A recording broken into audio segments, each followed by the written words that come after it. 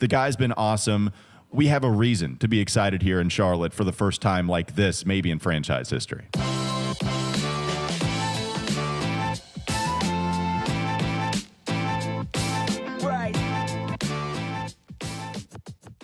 Really quick, before I begin, if you guys can smash the like button for the YouTube algorithm, this seriously makes a huge difference to my videos and lets YouTube know to recommend this video to a brand new audience. So thank you so much for doing that, and let's begin.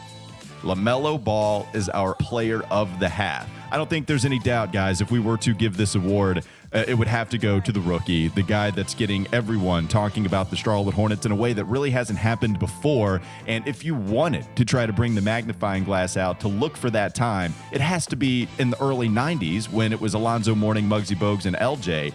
And LaMelo has a real shot to become the best player in franchise history. Maybe he's probably the favorite, the way that he has been playing so far.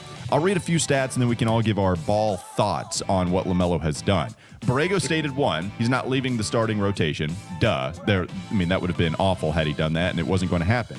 Entering the All-Star break, LaMelo ranks first among rookies in total points, rebounds, assists, and steals, despite not starting a game until February 1st. I believe blocks is that's it. I believe blocks is the only thing you're missing there. What a scrub. Jeez. Anyways, this comes in from Eugene Johnson on Twitter. LaMelo's averaging 3.2 deflections per game, and in the 5 years of the tracking hustle stats on NBA.com, no other rookie has recorded more than 3. The closest were Ben Simmons and Lonzo Ball with 2.9, two really good defenders. And so with the team defending that he's brought to this team, it's also something that I don't know if even the LaMelo Ball truthers were expecting this kind of, production on offense, but even defensively, he's making a lot of plays. And yes, he gambles a lot, but he's making a lot of plays and turning the other team over a ton.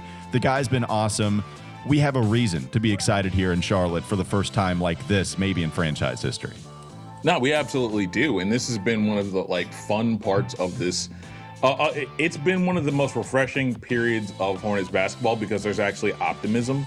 And dare I say, there's even expectations that are coming this year, despite the fact that they probably shouldn't be here. But here's why I was high on LaMelo Ball early and why I think it's manifesting itself now in a way that is, as you said, even surprising the people who are LaMelo Ball truthers, is because when I watched his tape early on, I said, man, this kid believes in his game more than I think I've seen a player believe in his game in a long time. And if he has the talent to match that, if he has the work ethic to match that, this is going to be a special basketball player. And that's why I wasn't worried about the shot. That's why I really wasn't worried about the defense, because I felt like, hey, this kid is young and he believes in his game in a way that I think signals that if the talent is there, that superstardom could follow. And I think that's what you've seen. And I've been surprised mostly by some of the things that I've been seeing in sort of the back half of the first half, which is that LaMelo Ball might be developing the James Harden gene of driving the lane and finding contact and getting to the free throw line in sort of inexplicable ways.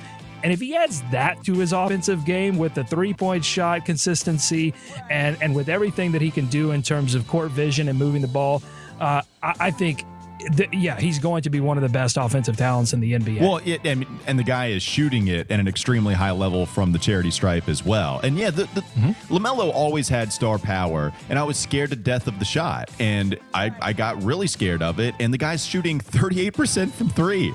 We were like, what were we realistically asking for this season? Like 34? And then we're saying, hey, maybe he can continue to be a career 36% shooter. And I don't even care. If he's 36 for the rest of his career, more than fine. I'm still here for that. But the fact that he comes in shooting 38%, they're not the easiest threes in the world. And so when you have some corner threes that are going in, that's fantastic. The catch and shoot is there. But also he's hitting off the dribble. He's hitting deep three-pointers. He's hitting clutch three-pointers. That is still surprising to me, and I'm happy as hell because it's provided a lot of enjoyment along with other parts of his game. Yeah, so Walker, you just pointed out the kind of interesting thing that goes along with this whole LaMelo Ball shooting discussion, which is that I think even if the person that was super optimistic about LaMelo Ball thought, look, he's going to come in and he'll get some open three-point opportunities that hopefully he doesn't take a lot of threes. They're not difficult threes, and he knocks down a respectable percentage of those threes, and you are happy with that. But as you said, He's taking difficult threes, making them, and he's taking a significant enough amount of those threes to have a large impact on the offense. Now, the other thing, one of the bigger things that I'm noticing, at least with him, is that while we're talking about the threes, I think the defensive stuff that he's doing, the deflections that he's causing, the havoc that he's playing in the passing lanes, that might be his most significant contribution, along with the ability to continue to push the pace even after a made basket, because as it's no surprise that the Hornets aren't the greatest half-court team on the planet. But at the same time, if you can get as many hustle buckets and increase the fast breaks percentage that they're doing right now, that's going to help them.